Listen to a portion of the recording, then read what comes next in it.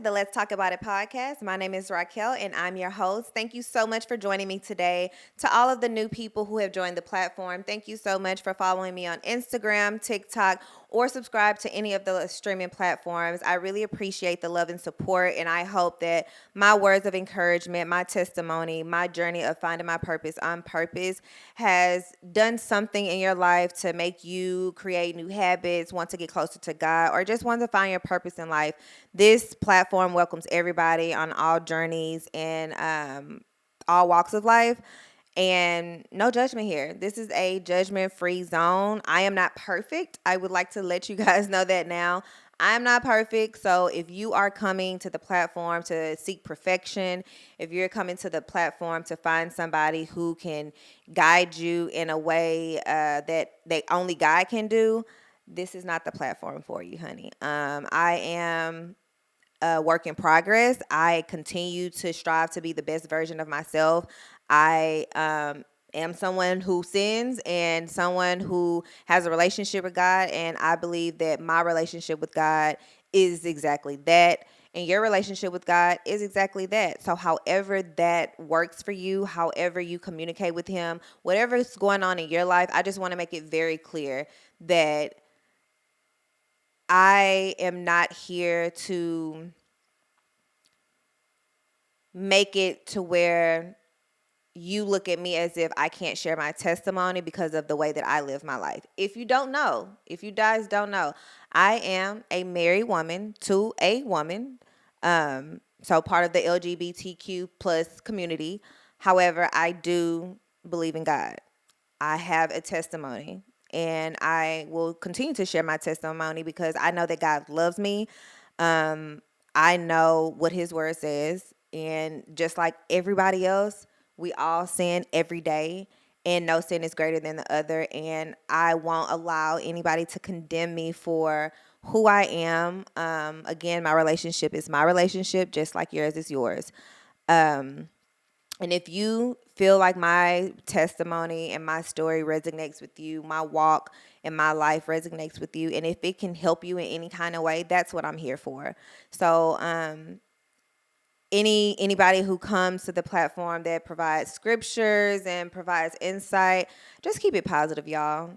Just keep it positive. If I make a misstep and I can, if scripture is able to kind of balance or guide what I'm trying to relate to the world, yeah, that's welcome. But the negativity, we're not doing that. And I say that because there has been, a few negative comments um to reach the platform, which I can only extend grace to those people. And I appreciate people's perspective in many ways. But I love the fact that I'm able to extend that grace and to just clarify what I'm here for and, just share my testimony. So now that we got that all out the way, like I said, welcome to all of the newcomers here. Love to see it. Thank you guys for the love and support. And I hope that my message makes it far. So, a lot of things has been changing, shifting in my life. This year has been it has started off amazing, you guys. I can only thank God for what He's doing with this platform. I can only thank God for what He's doing in my career. If you have been following, you know that I have been trying to make a transition in my career. I've been trying to really kind of hone in on what my degree would entail for my career to look like. And my step was to become a project manager. And, I did get an interview for a project manager position, bombed it. I would have been making almost $100,000 a year. It was horrible, y'all. It was like my first interview in 2 years, and it was just horrible. However, God works in mysterious ways. I've been interviewing for the past, I believe, 4 months, and interviews back to back to back to back to back, and from getting a position where the title was exactly what I wanted, the money was not exactly, but it was leaning towards a better pay, to declining that offer because it wasn't the right fit, just, I guess, environment and culture-wise, to accepting an amazing offer with a prestigious company and really aligning with what I have prayed to God about. allowing me to build those skills to be a project manager, allowing me to be around a group of people who want to only see you succeed, who want to only make you get to the next step. And it's not very often in companies where they, within the first couple of months, they're asking you questions. What do you want to do with your career? And they actually help you get there. And God continues to put me in these places where, or in these positions, and open these doors where I am surrounded by nothing but that.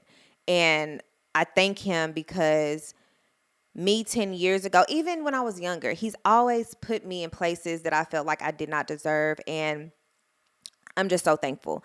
And I want you to really think about the life that you've lived and the doors that have opened for you, and think about your qualifications.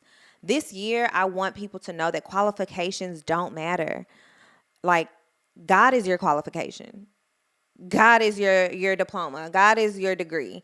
God is the one who opens the doors and put his hands on people to see something in you that you don't see in yourself. Because the position that I just got hired for, I want to ask the director so bad, what made you hire me? And it seems as if she gravitates to me a little bit, and in a way where I just feel like she's going to be my mentor is what I mean. And I just, I can't put anybody, I can't give credit to anybody for that other than God.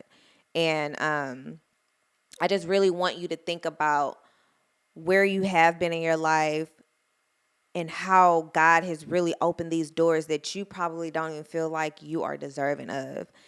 I was listening to a sermon from Sarah Jakes Roberts, and the sermon is called "Stay in Your Lane," and she touches on how God will put you in places. I can't remember how she put it, but basically, God will let you see like the vision of where he wants you to be. Like, he'll give you a taste and place you in that area before he actually opens the doors and have you function in that space.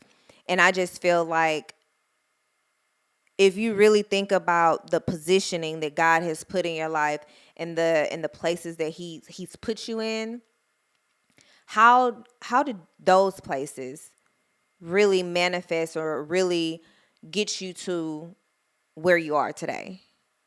And we can all like complain and demean or diminish our past and say, we're better than we were yesterday. But we also have to remember that our past is why we are where we are right now. No matter how ugly it is, no matter the difficult trials and tribulations we may have went through, our past definitely has gotten us to where we are now. It does not define us, but it is a piece of our story, and we have to remember that. So yeah, I just really I want for us to take out what the world says you're qualified for this year. Like, you are qualified for way more than what you give yourself credit for. I saw a post that said, think bigger than yourself. And that's how you know that God is going to have his hand on it. Like, don't think about what you are capable of doing. Think about what God is capable of doing. God is capable of doing all things. And I feel like keeping that mantra, keeping that mind frame, that positive mindset can get us far in 2024. Not being so hard on yourself, especially for me. This January, the first month of the year, I started off very strong. I started off, consistently working out, reading my book, and life happens. I have to remember that even though life happens, it doesn't mean that the hard work that I put forth this month is all gone. But it does mean that I have to work harder next month to stay more consistent. So this morning, I got back into the gym after 2 weeks not going to the gym.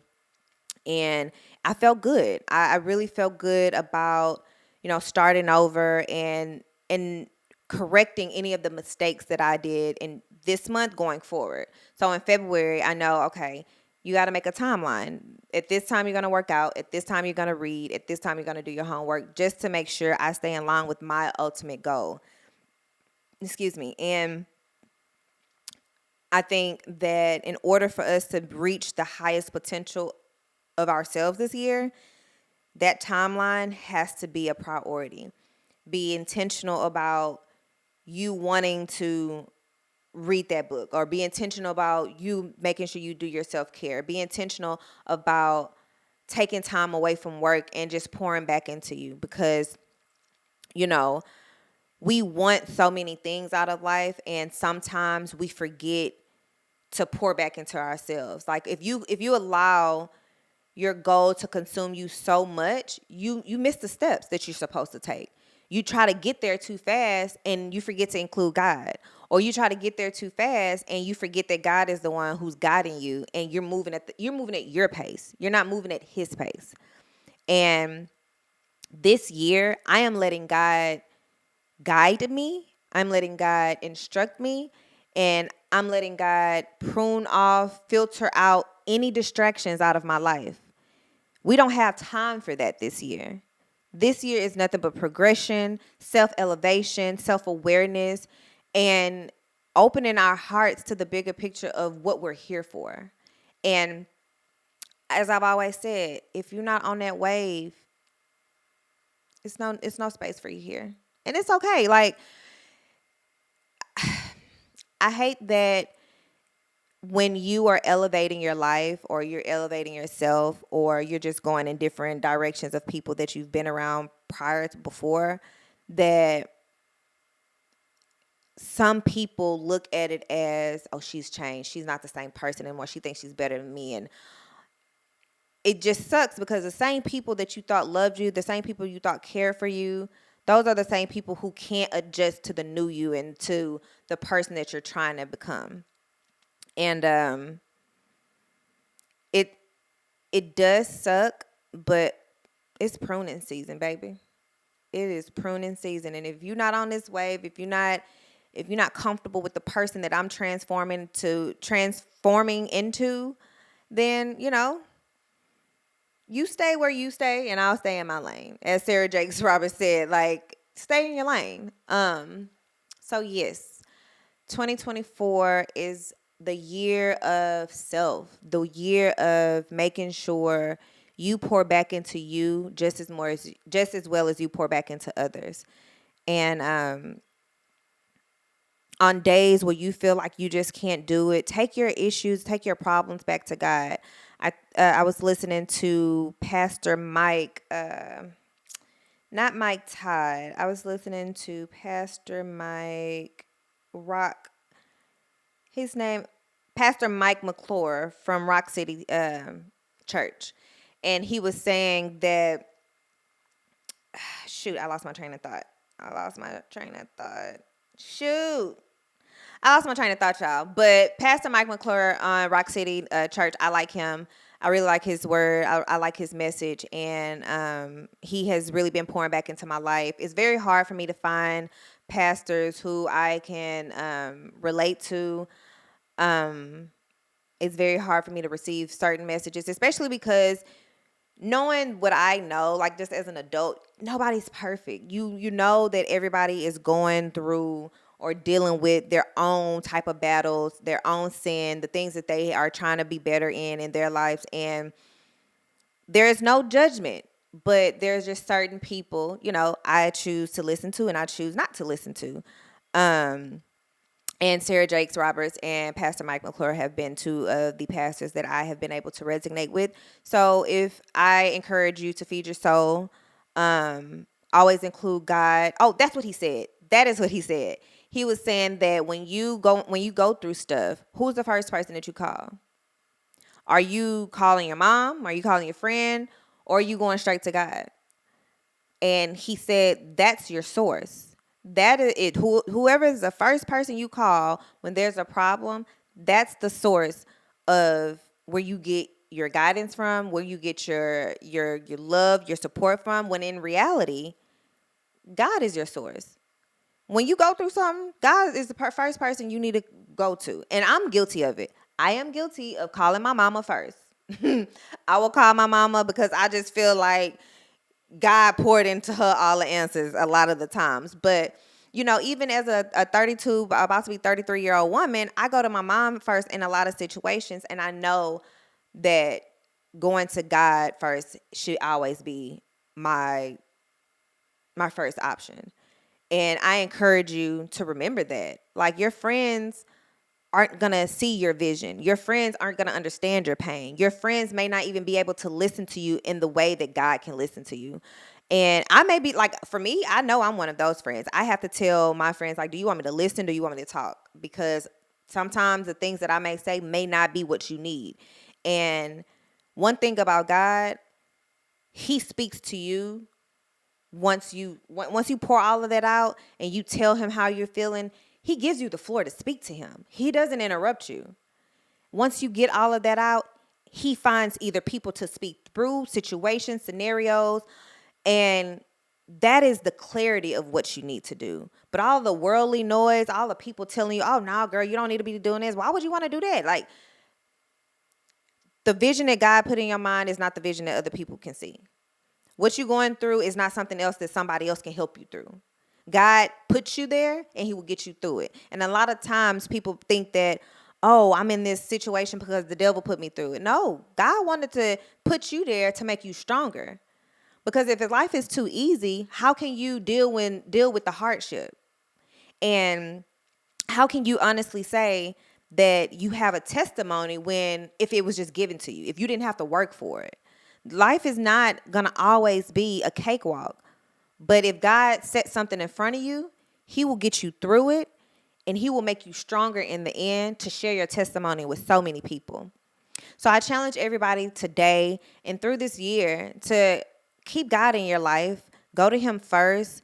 Be self-aware. Continue to pour back into yourself, and know that doors will open for you and miraculously this year. But when they open for you, keep that close to you. Don't include everybody, because everybody won't understand how or why you're going down this path. Protect your peace. Protect your future. Protect your journey. Protect your aura.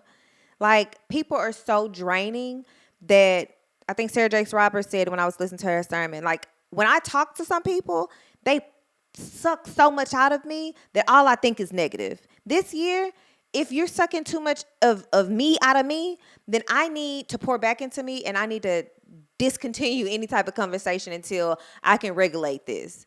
So be very self-aware and selfish all at the same time, but with such a kind heart, though. I'll say that.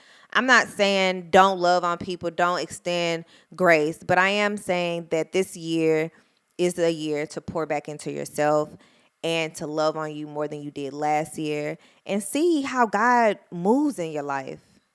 So thank you so much, guys, for joining me today. Thank you for subscribing to all of the streaming platforms. Thank you for all of the new followers and people who have resonated with all of the short clips. And I just really love and appreciate all of the support. Don't forget to subscribe, like, share on the Let's Talk About It podcast with Racquel, where we drop episodes every week, short clips every day. And I will see you next time. Bye.